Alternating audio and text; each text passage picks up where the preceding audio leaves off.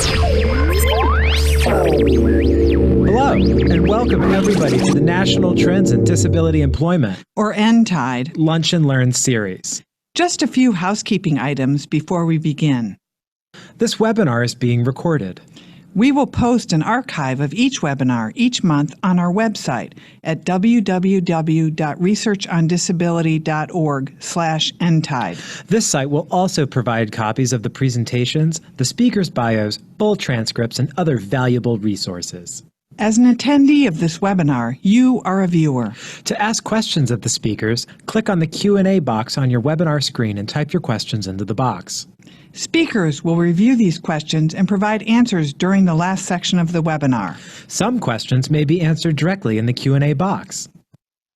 If you have any questions following this recording, please contact us at disability.statistics@unh.edu or toll free at 866-538-9521 for more information. Thanks for joining us. Enjoy today's webinar. Hi, everybody. This is Andrew Haldenville from the University of New Hampshire. Welcome to the nTIDE. The nTIDE is a joint effort with the Kessler Foundation and the Association of University Centers of Excellence on Developmental Disability, AUCD.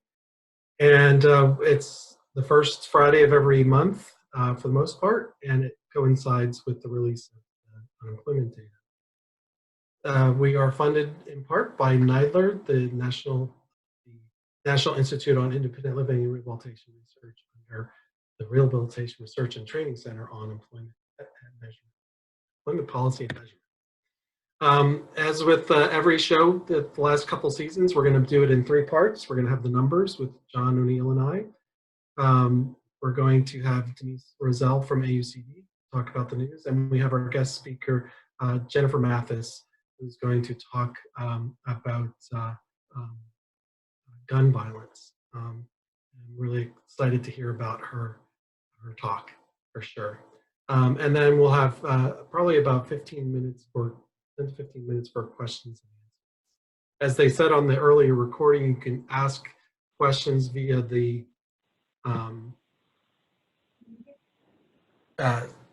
speak up and slow down, I'm told. All right, thank you. We will have questions and answers at the end of the period. Let's get started. So over to you, John.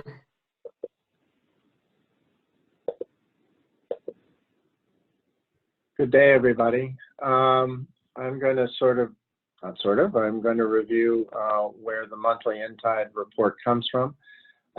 It is actually a press release and an infographic where we're looking at the latest employment statistics, including a couple of statistics.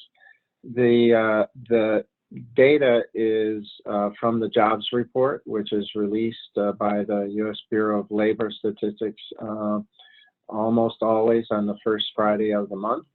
Next slide, please. The data is from the current population survey, and it is the source of the official unemployment rate, which is made so much of. It is a survey of civilians aged 16 to 64 not living in institutions. And this data has been available since 2008 onward. That was the point at which the Census Bureau included, and so did the BLS, they included the 6 disability questions, which we are all probably fairly familiar with now. The data is not yet seasonally adjusted, which is why we compare the month that we're reporting on to the same month last year. That controls for seasonality to some degree. The numbers, Andrew, I'll pass it on to you. Thanks, John.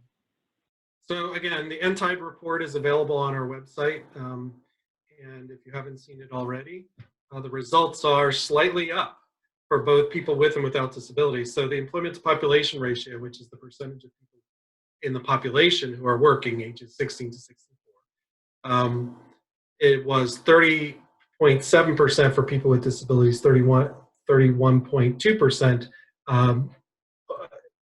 this past November. So it went up from 30.7 to 31.2%. For people without disabilities, from last year it's gone from 7.3% to 7.5%. And so a slight uptick for both people with and without disabilities. The labor force participation ratio, which is similar to the employment to population ratio, the labor force participation rate, is the percentage of people in the population who are either working or actively looking for work in the last month. And so that also went slightly up from 33.5% to 33.8% from this time last year. And for people without disabilities, it also went up from 76.9% to 77.5%. So, this is giving us a little bit of hope. We have seen some mixed numbers recently.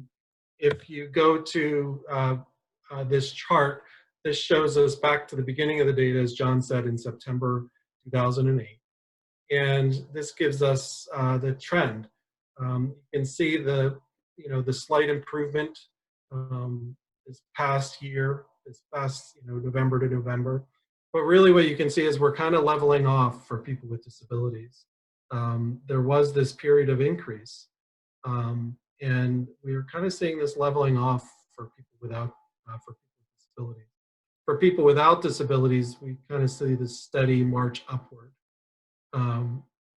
that goes all the way back to the end of the Great Recession. And so this is giving us pause. We're still hopeful. The economy overall is at full employment still.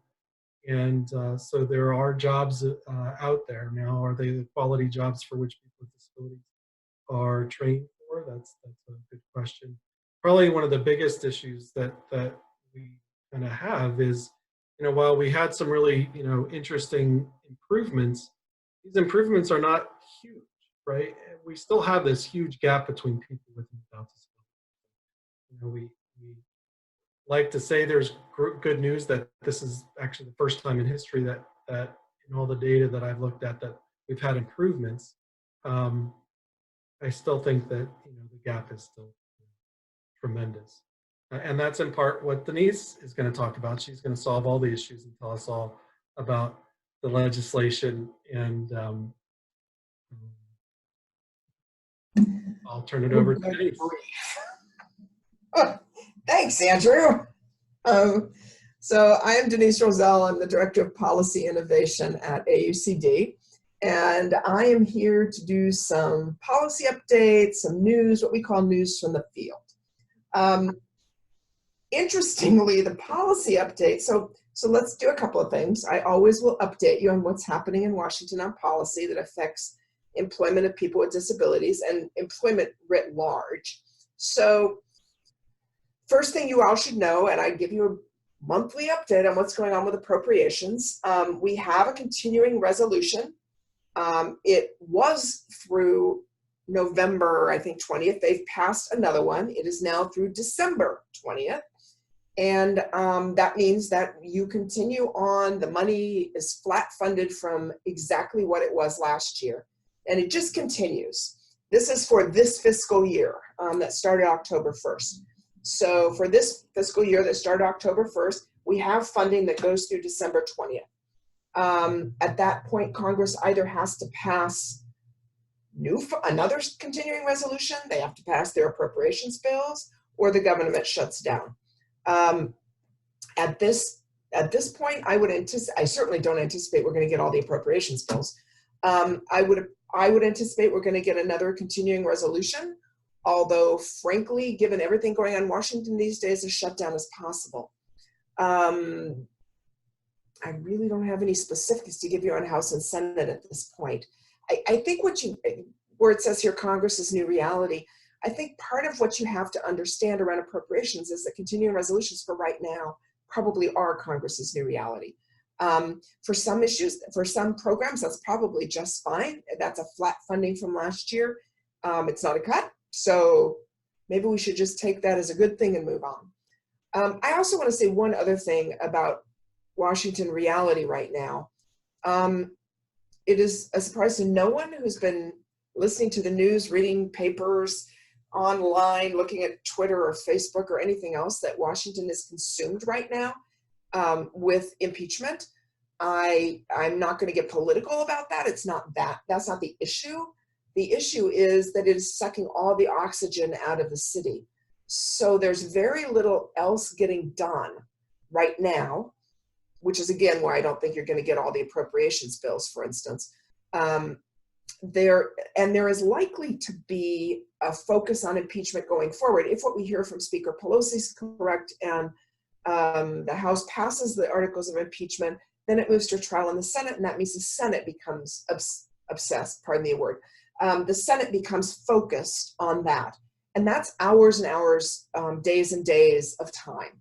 So you just need to understand that if you're looking at other legislation that might be passed, that there is already, and there will probably continue to be some sort of pause. Okay, I stuck on the slide, just so you have it, 3 pieces of legislation that are out there that we still hope might move at some point before Congress adjourns next year. And we've talked about all of them before. I just wanted you to have them on these slides with these bill numbers. So it's Transformation to Competitive Employment, S260 and HR 873. The transformation bill does away with 14C, the subminimum wage. It does it with a 6-year time frame, and it does it with a funding. It does it with other funding to help support states and providers trying to make that transition. That's a little different than the Raise the Wage Act, which I didn't put here. Raise the Wage, I didn't put it here because frankly, I don't think it's got a chance of passing. Raise the Wage raises the minimum wage, but in the process also does away with 14C subminimum wage for people with disabilities, but it doesn't provide any of the other supports for providers and states to move away. That's why transformation is more likely to go somewhere. And transformation has some bipartisan support. So if you're out there, over the Christmas season and you happen to run into your legislature at home in the supermarket, talking to them about transportation is still a great way to go. ABLE age adjustment is another one. This is the one that changes the ABLE age of onset. So the ABLE Act now, age of onset is at 26. You have to have had your disability from 26 or before. ABLE age adjustment would move that so it goes to 46. So you would have to have your disability at 46 or before in order to have an ABLE count. Again, this is one that if they can find a place to stick it, if they can find a bill that's moving to put it on, actually might move. And then last, College Affordability Act. Since I spent so much of my time on this, I couldn't not put it in. College Affordability Act is the Higher Education Act reauthorization. There's a lot of personal preparation money in that. There's the TIPSID, the Programs for Inclusive Higher Education for students with intellectual disabilities. There is a House bill. That's the number. There is no Senate number. If this is the House bill, we'll see. We had thought it's passed out of committee. We had thought it would pass out of the House by the end of the year. I think that's less and less likely right now, but possible. Again, if that's an issue that you're particularly concerned about, go ahead and talk to your members about that if you run into them over the Christmas break. And lastly, the other thing that obviously is taking up a lot of oxygen in and around, not so much even in DC these days, frankly, but in particular places in the country like Iowa, New Hampshire, South Carolina, is the election. And the other thing that I would say to you is, as you are out and about, as you have an opportunity to ask a question about someone running for the presidency, and for some of you, those of you in New Hampshire, for instance, ask a question about disability employment. Ask a question about subminimum wage. Ask a question about sheltered work. Yeah, might as well try and get them on record, and that's, or about age adjustment or any of the others. But I think employment's a big one, and certainly for all of you on this call, that's a big one. So I'd ask the question, see who you can ask and how you can get some face time on these issues. I think they're important, and I think some candidates have disability policy platforms. As a matter of fact, so a brief plug, if you get InBrief, which is the AUCD weekly newsletter that we send out from DC, and you can find it on our aucd.org website. The one that went out last Monday, December 3rd, 3rd, that would be, the one dated that day, has all the links to all the presidential campaigns' websites, but also all the links to all of their disability platforms. So if you want to go look at that, you can pull it out, aucd.org, and search for INBRIEF, INBRIEF, and then search for the one from December 2nd, I guess that would be. Okay, we're moving on. That's the federal policy stuff, folks. That's what it's like. Next. Okay, so this one, I don't think we've talked about rethink before. I have better and worse opinions about this, and I'll be perfectly frank about that, about how this is going to roll out and how much they're going to pay attention to it at the Department of Education and in RSA. But they have worked very hard on it, and you need to know about it. And there's one in other parts of the department as well. There's something called Rethink VR Performance Plan. It was announced at the CSAVR, Council of State Administrators of Vocational Rehabilitation Conference in October. A lot of the federal agencies are rethinking how they do business. It's something that's kind of, the rethink is a label from this administration that a lot of agencies are using. So they've looked at different ways of looking at VR, book rehab performance, improving results, high expectations, how they will foster strategies for continuous improvement. I think it's a good thing for folks to look at, to see where there might be opportunities, to see where you might be able to hook in through your VR department. This is going to be something that your state VR agencies are looking at to judge performance, because it's something that RSA is going to be looking at to judge performance. And I always think it's a good idea for everybody involved in the work, WIOA, work, VR worlds, to know how you're being judged and how they're being judged, because I think it's a good thing for opportunities for us and how we can help them be successful. So I recommend it. I recommend you go look at it. It's in a chart form. It's about 15 pages. The link is there. So next slide, Andrew. Another one, Jan, this is just a quick for you guys. Job Accommodations Network is out with their yearly survey. They have updated every year since 2004. The link is there. It's good to have this data. This is another one of those. I talk to you guys all the time about, things that you should have in your back pocket, that you can be able to have a conversation with employers when you go in and meet with employers, that you have the data to do that. Jan is one of those places, and the updated numbers are out, and having updated numbers is always important. They've interviewed 2,700 employers since they first started this in 2004. They have all the regular stuff, like 58% of accommodations cost nothing. All of the stuff about, and then all of the things, if you provide accommodations, here's the good results for employers, both for the employee with the disability and for the employer as an organization. And again, I think having that data when you talk to employers is hugely important, and having new data is always hugely important. Okay, next one, Andrew. The people are forever asking on this call, or at least it's my sense, and I've told you before, I'm the policy geek, not the research geek, about whether the numbers can be divided out by various disability groups. This is an article in JVIB, Journal of Visual Impairment and Blindness, out of the RRTC on blindness and low vision at Mississippi State. They've looked at the data from the American Community Survey and 3 other nationally represented surveys, and they've looked at the employment of people who are BVI, blind and visually impaired. So from a low, the unemployment ranged from a low of 4% to a high of 19%. It doesn't seem to be changing much over time, which is interesting. I will say the other interesting thing to me was that one of the things they say is that, and I'm reading it now, about 44% of the US population with a visual impairment is employed. 10% with a visual impairment are unemployed. The remaining 50%, 50.9%, are not in the labor force. And I think you can probably hook that into Medicaid, Medicare, SGA, all of that, Social Security, disability, et cetera. But still, I thought this was interesting, and particularly since because since it comes from the RRTC, and they've been doing this work for years at Mississippi State, and since it pulls out one of the disability groups in somewhat, which is something we get asked. I thought it was interesting. Okay, next slide, Andrew.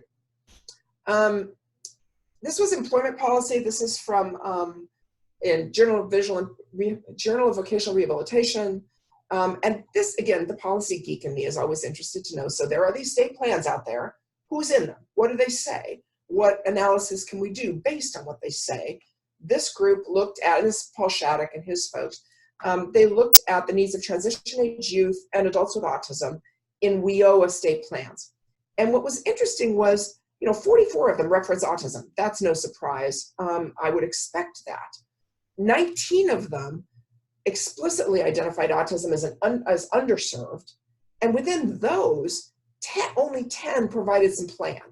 So again, I think it's an opportunity for folks who work in the field of transition-age youth, folks who work in the field of autism, to go and use this with your VR department, with your workforce folks, with your workforce boards, and say, hey, here's some interesting data, but also here are some strategies. We know the strategies. We have the ways to do this. We just have to be able to tell people what they are and have them listen. And this might be a way of getting a foot in the door. And I thought it was interesting for that reason. I think, let's see, next slide, Andrew. I think there was one more slide. Oh, no, there was. Okay. So anyway, that's another good opportunity, I think, for folks to use something. This is from Access Living, which is the Center for Independent Living in Chicago, the one that Margaret Bristow used to run prior to her death.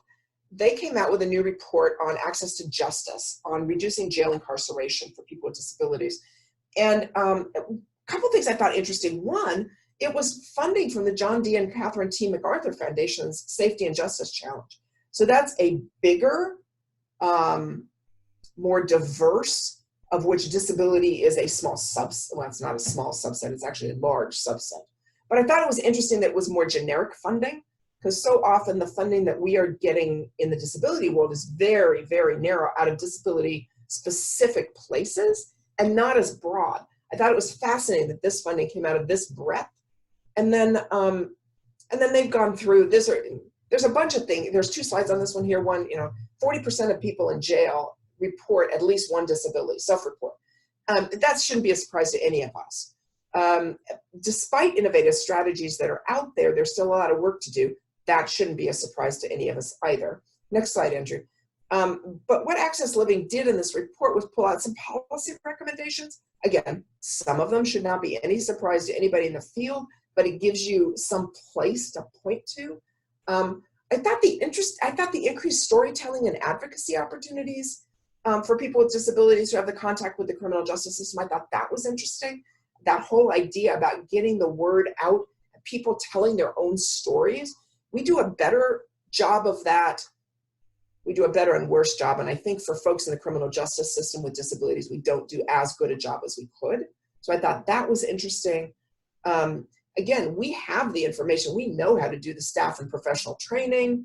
We know how to do accommodations guides and training on ADA for internal employees. We know a lot of this stuff is out there within the disability world, but clearly it's not translating into the larger world of criminal justice. And I say obviously because if it was, we wouldn't be getting these findings. So from that point of view, I also thought for folks who are working in this world, this is some really good information and another way in the door to say, here's how we can be involved and here's what we can help you do. The more times you can offer to be a resource to somebody and have information and have ways to solve problems, the better. Okay, next one, Andrew. Close, I think. I always throw up something from GPS. Workforce GPS is the site the Department of Labor runs on the workforce centers. This one, they have a whole page on entrepreneurship. I wanted to highlight this in particular because we are going to have on the nTIDE a 3-part series on entrepreneurship coming up in the near future. And I meant to look up which 3 months and I forgot. So coming up soon, we will have a 3-part series on entrepreneurship. GPS, Workforce GPS is doing some stuff on that. I thought there were a lot of really good resources, case studies, examples, but we will also be having more, so I'm highlighting it for you for that reason. Next one, Andrew. This is another kind of interesting kind of just interesting. The National Competence Center on Developmental Disabilities of Norway and the North Dakota Center for Persons with Disabilities in North Dakota are doing something around customized employment, what they call inclusive supportive employment. They're doing a series of 4 webinars, one of which was already this week on kind of the basics of customized employment. And then they're focusing on a conference on inclusive supported employment in DC in the fall of next year. There's a link to how you hook into these things. The webinars I thought sounded interesting because they include the international perspectives and international implementation as well as US implementation. But I also thought for people who, and I think they're looking for presenters for the pre-conference, for instance, this was another opportunity, I think, for folks, and we've talked about customized employment a lot on these calls, and there's a lot of good research out there. So maybe somebody from this call can get in and do one of those presentations. I think that'd be great. Okay, next one, Andrew. Webinar. This is transportation and mobility options. This is the Center for Mobility Management, which is at Easter Seals, actually my previous home, and partnering with the Federal Transit Administration at the Department of Transportation.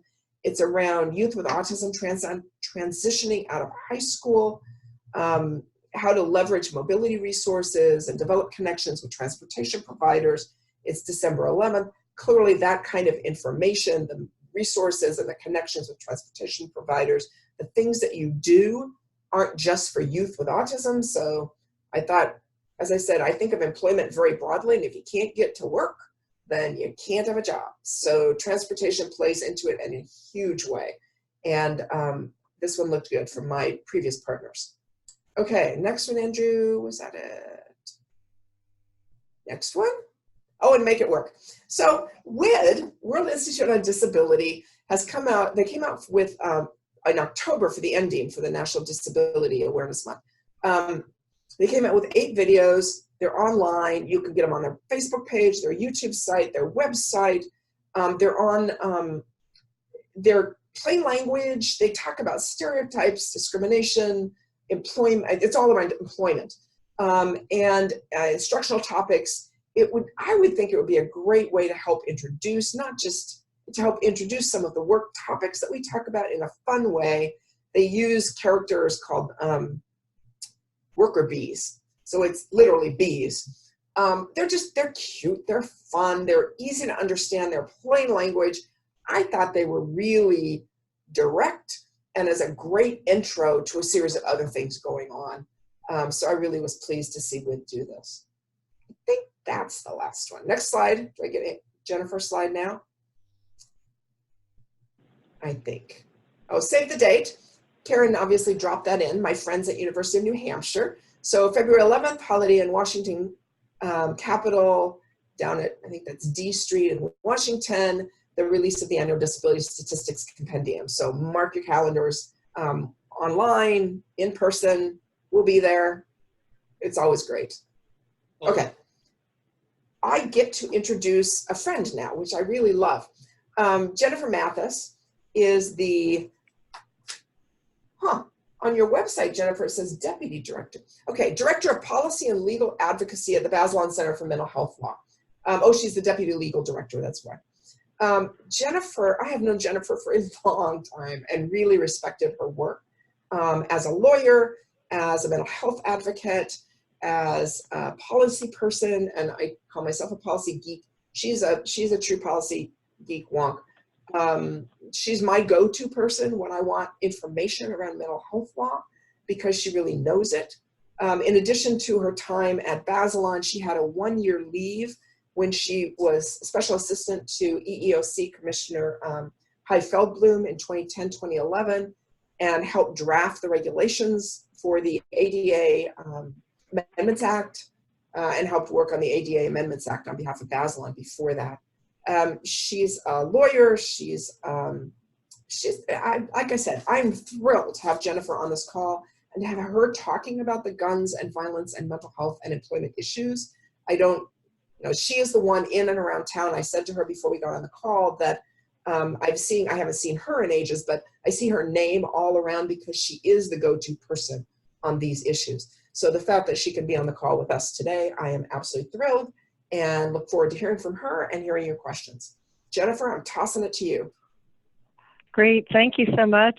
And I'm sorry, well, two things. I'm sorry that my voice is not all here because I'm a little sick, but hopefully you can hear me fine.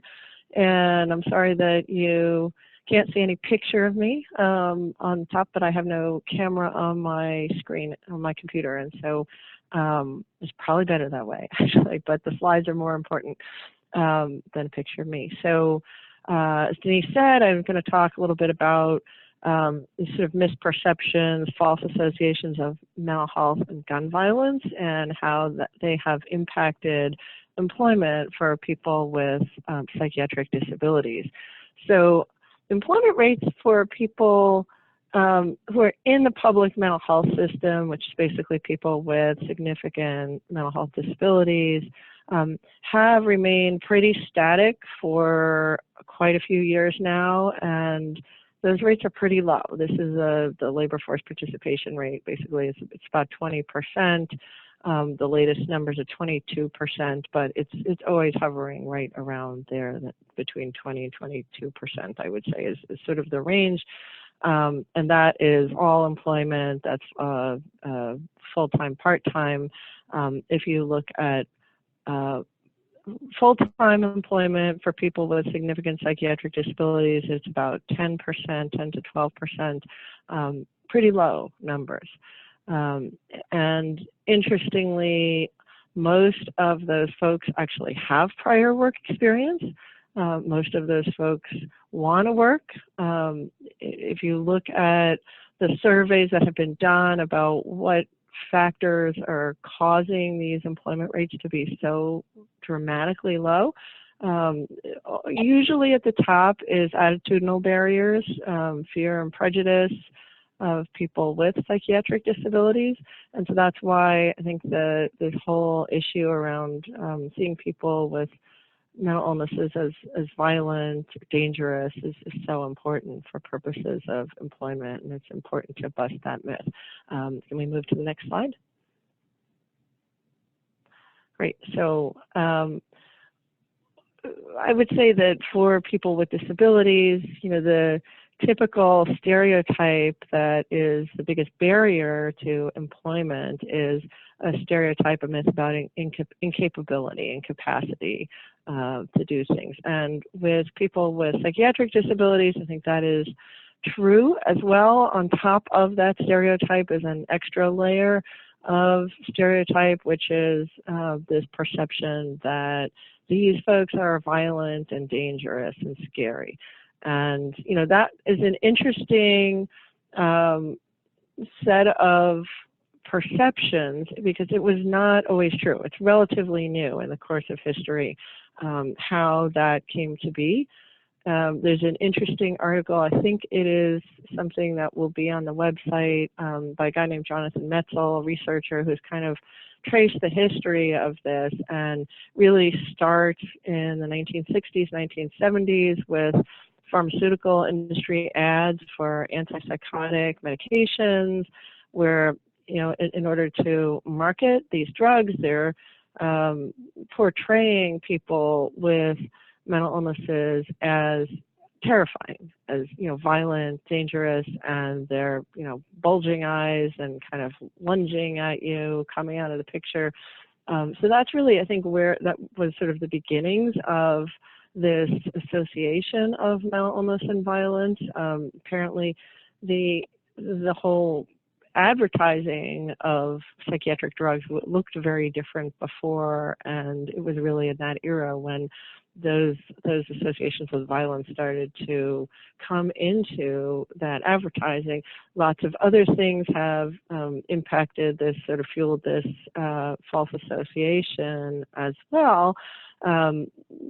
Biggest is really the effort to deflect from efforts to regulate guns. Whenever we have these efforts at gun violence prevention, you have a group of folks saying it's not a gun issue, it's a mental health problem. That's what it is. I think most recently saw our president saying that in response to the mass shootings in Dayton and El Paso. This is not a issue about guns. This is an issue about I think he said mentally ill monsters.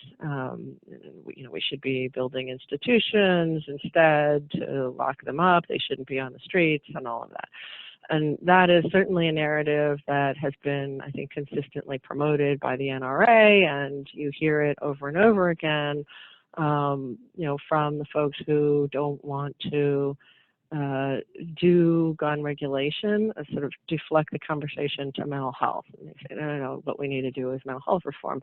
It's not based in fact, but it, I think, has had a very successful and significant impact on society and making people believe that there is an association between mental illness and gun violence. On the other side, it's interesting because these false associations come from both sides of the political aisle, and it's not sort of Democrat or Republican. I think both have engaged in this kind of stereotyping, but they tend to look different. And so, on one side of the aisle, you tend to have people saying, this is a mental health problem, we need to do mental health reform. On the other side of the aisle, you tend to have people saying, well, it's a gun problem, not a mental health problem. But then in an effort to do something, because they always have so much trouble doing something that actually relates to guns, and people want to do something, people want to be seen as having done something and scored a victory, then what seems to be an easy target all the time is, well, let's report more people with mental illness to these gun databases. And so that tends to be what you get from one side of the aisle. The other side of the aisle is, let's just do mental health reform. Either way, what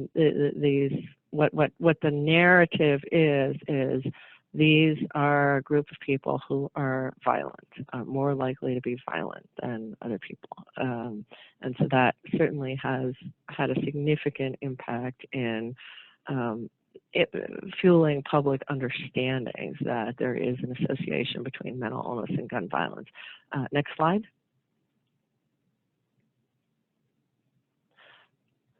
And so with these types of efforts to do something and to do something that is not gun regulation, here's what the conversation looks like. And I think it's important to understand because this is what is shaping the public narrative. You have actually on one side, I think actually this is something I talked a little bit about on the bottom, reporting people with psychiatric disabilities to the gun databases, which otherwise, report people who have some reason that that is actually connected, in fact, with an increased propensity to engage in gun violence, like a history of violence. But mental health is always lumped in there as well. You also have efforts to promote quote unquote mental health reform. And, when that happens in the context of gun violence prevention, of course, what you get are proposals to expand institutionalization, proposals to civilly commit more people to institutions, the promotion, expansion of forced treatment in the community, sometimes called involuntary outpatient commitment or assisted outpatient treatment, the reduction of privacy rights. The narrative around all of those things is these are people who are dangerous, these are people who have no judgment, they can't be trusted to make good decisions on their own behalf. That's why there's a privacy rights issue. Well, we need to, they shouldn't have privacy rights because that's impacting their care and they don't know what they're doing. And so, we need to have an increased set of disclosures that are possible to caregivers, family members, et cetera, because they lack insight and they're dangerous, and the combination of those two things is deadly.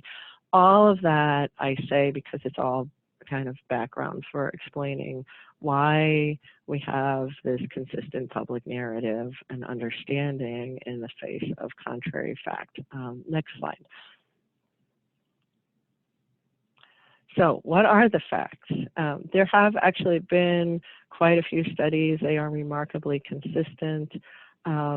They have, the lead study is the MacArthur violence risk assessment, which was done 80s or 90s, but there have been quite a few, actually the 90s, I think. There's been quite a few studies since then, all saying essentially the same thing.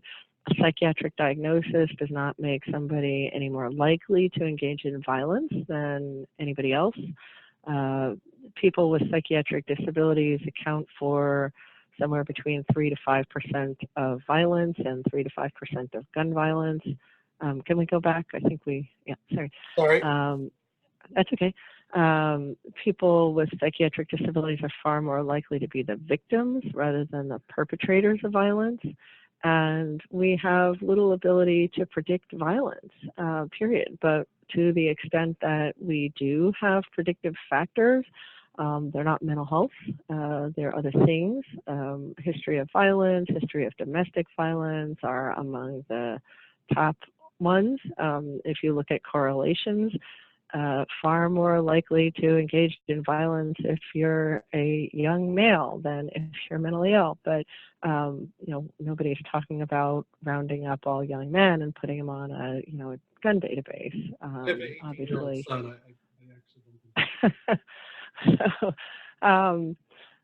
yet for mental health, that is exactly the conversation. Okay, next slide, please.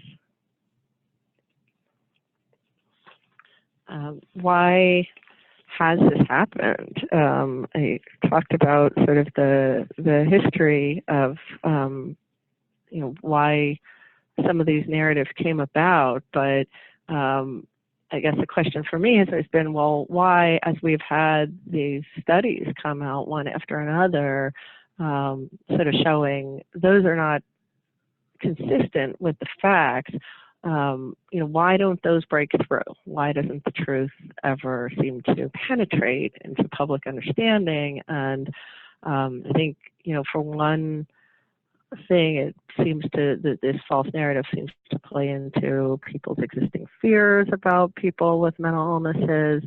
There is this sense of irrationality that comes with mental illness that it's sort of an informal sense of mental health, that if you do something really, really terrible, like a mass shooting, who could understand that? Who would do that but a crazy person? You have to be mentally ill in order to do something like that. It's not actually so. It seems to be anger and hate and fear and other factors that drive a lot of these mass shootings, but there is that sort of simplistic understanding that it has to mean you're crazy. And that's telling. I think if the thing that we associate with people who are really, really bad or people who do really, really bad things is mental illness. That's a troubling association.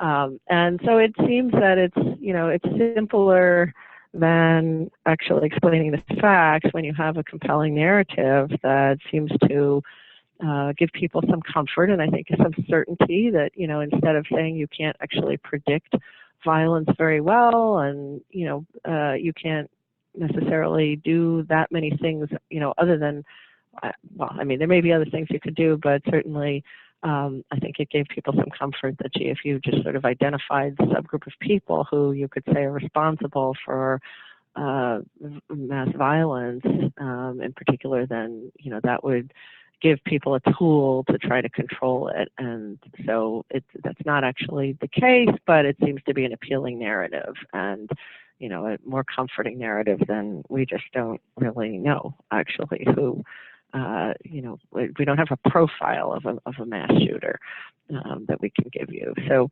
anyway, next slide. What can we do to change this false narrative? I think certainly disseminating the facts and the research is helpful. Storytelling, I think, has been super helpful to have people with psychiatric disabilities who have experienced discrimination in employment, in school, in housing, you know, explain sort of how this has impacted their lives. And, you know, I think seeing some of the people who are impacted by this and sort of not, you know, these are not folks who I think anybody would sort of would jump out as people as particularly violent or scary or dangerous. Those sorts of personal stories always help advance, you know, a sort of fact-based narrative. Educating policymakers and educating the gun violence prevention advocates. And that is something that I think we have been trying to engage in. There is a sort of coalition of disability groups now that has kind of gotten on board and has been trying to educate policymakers, talk to the gun violence prevention advocates. And in that gun violence prevention community, there's been a lot of evolution in the past several years, and there are, I think, more and more people who are starting to understand that, you know, targeting or labeling people as violent because of a mental health diagnosis is not actually advancing the cause that they want. It's not actually evidence-based, and it's not, it's just serving as a distraction to real solutions to prevent gun violence. And at the same time, it is really undermining the civil rights and inclusion opportunities for people with disabilities. So I will stop there and take questions. Let me just see. All right, so there's a number of ways people can ask questions, and you can use the Q&A button.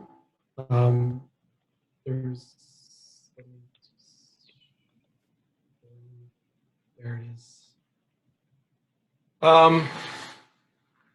Okay, so now I need to turn my camera back on. Come on, Karen.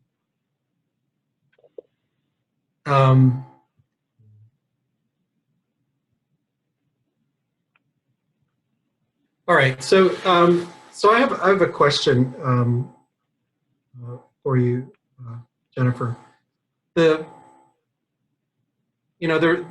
are the, do you know, have a sense of what the kind of approaches that people are doing or when they develop data? So, you know, we use survey data in a lot of the research. You know, are there people that go back and look at specific incidences in the past? You know, because, you know, there's certainly shooting, there's mass shootings, there's violence in general, violent crime. Do you get a sense of how they're collecting data on these things? Are they going back and looking at each specific case? I mean, mass shootings would, you know, because they're not as frequent as just regular shootings. Right, exactly. And mass shootings are actually a pretty small percentage of gun violence generally, and I think the researchers that have looked at it have said those, you know, it's not particularly representative set of incidents to look at when you're thinking about gun violence generally. But I think that it's been all over the map. There have been studies that look specifically at mass shootings. There have been studies that look at all gun violence. I think that some of the data is actually from specific incidents, from kind of looking at press coverage.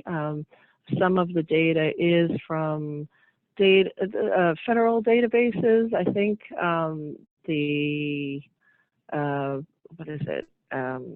Secret Service has a database that it has on gun violence episodes, and so some of it is from them. So, and people have different definitions of violence, and I think the more broad you go, I think the more difficult it is to get reliable data. There's studies on violence, and there's studies particularly on gun violence, and so when the studies look at sort of a broader set of violent episodes, I think they tend to be a little bit less reliable because they include all types of things, somebody pushing someone or things like that. And so I think the most reliable studies have focused specifically, at least when you're thinking about gun violence, have focused on gun violence in particular. Also, some of the studies have looked at different, they've defined mental health issues differently. And again, sort of the broader that you look, I think the more difficult it becomes to sort of have a kind of reliable conclusions. I'll give you an example. The Secret Service put out a report, and it's actually pretty different conclusion, I think, than almost all the other studies that have looked at gun violence. When they looked at gun violence, they were looking at, and whether it had any connection to mental health, they were looking at any signs or symptoms that one could identify as in some way sort of, reflecting mental distress. And I think they looked at things like, incidents where people were angry, or incidents where people went to counseling. And, it actually targeted, roped in a much broader set of folks. And so they ended up concluding that I think a significantly higher percentage of gun violence episodes involve people. It wasn't actually people who would, I think, ever be considered to have a mental health diagnosis. It was a much, much broader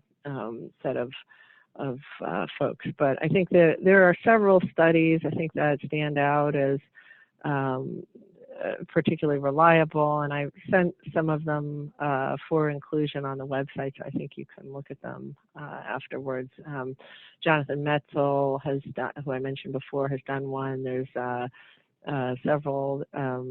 There's Noel and Annis have done a big study. Michael Stone. Again, the most significant one is the MacArthur Violence Risk Assessment, which I think was a pretty large study, and it sort of separated out people with mental health diagnoses, and also separated out, I think, what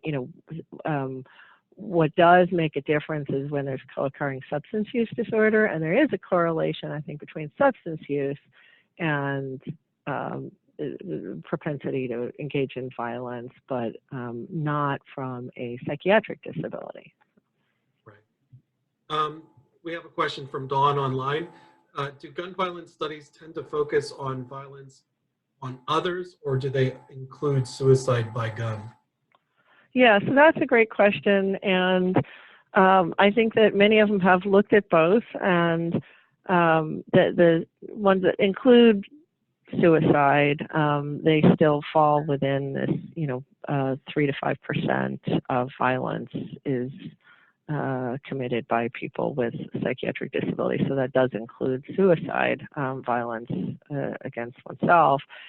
And the majority, the vast, vast, vast majority of the gun violence that is committed by people with mental illness is suicide, is self-inflicted violence, and not violence against others.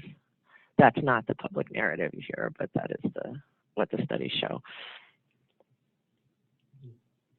Yeah, I wonder if there's, I'm also on a campus, right? And so campus are heightened places with regard to gun security, gun violence issues. In New Hampshire, we've had people arrive on campus challenging open carry laws. Because we're a state university, the open carry doesn't apply here. And so we've had lots of issues, and it's a pretty heightened issue on our campus. Probably on a lot of other campuses, given some mass shootings in the past. And I wonder what kind of signals are sent during preparedness. We've been going through some preparedness training. Right. It's usually just what you do in an instance of a shooting or a shelter-in-place order. It's not very prescriptive of, it doesn't get into, be careful during finals time when students are stressed. It doesn't get into that. So I'm glad that there haven't been signals that you have to be weary of certain, it hasn't gone that direction. We certainly have other things that talk about being careful, watch students' stress levels and potential suicide prevention. So. Right. I think that is certainly true, and lots of campuses have had, I think, what I would say is a sort of a backlash against fears of kids committing suicide on campus, and in the last 10 years or so, there has been sort of a more concerted effort to place kids who, college kids who have had suicidal thoughts, or who have raised some concern in someone's mind, that they've often been placed on pretty lengthy involuntary leaves of absence. And instead of, I think, creating a sort of an environment that conveys a message of we're here to help. That's right. It's often, the message is sort of, well, go kill yourself someplace else. We don't, we don't want you here. We're afraid of liability. And so I think there have been certainly, thinking about the academic world, more of those sets of concerns about these sort of fears about suicide contagion, liability, more so than I think a focus on people with mental health disabilities as likely to kill others. I find that I've been in several instances at the university. I've been in more of an administrative capacity, where there's an intersection of supporting people with disabilities, but there's also these other policies that come into place where, say, something gets taken all the way up to the affirmative action in HR, and the police get involved very quickly because of these other concerns, and right. supports for people with disabilities, or even just common sense understanding, are kind of shoved aside, for a lack of a better term, because of concerns in this other area, right? And that's kind of, it kind of makes it very difficult to be supported. Exactly. And I think some of the campus disability services offices have not particularly focused on mental health accommodations, and so it tends to be difficult for students to seek those types of accommodations when they need them, and they go to the disability services office and get told, well, that's not really the kind of thing we do. Yeah, that's right. One of the other thing that going back to your first slide with the employment rates, around 20% or even lower, is, it gets, for me, psychiatric disability, severe psychiatric disability, is still kind of on a lot of other kind of disability types. Accommodations have come in, physical, sensory, that we still are waiting for employers to develop practices by which people with, say, cognitive related disabilities or psychiatric related disabilities are accommodated. I think the ADA did a job addressing kind of the low-hanging fruit of physical accommodations, and now technology is addressing sensory related accommodations. But the workplace is still kind of challenged to develop practices that are inclusive of people with serious psychiatric disabilities. That's right. Sometimes I think it's a matter of exposure by people without disabilities, so that they get over it, right? So they get over their fears, they get past this fear that they may have developed from the media or from other experiences. And the more people with disabilities that are in the workforce, the more people without disabilities will get over it and we'll move on. right. And it's a pretty large group of people. It's 20% of the population. So. It is, no doubt. All right, well, thank you.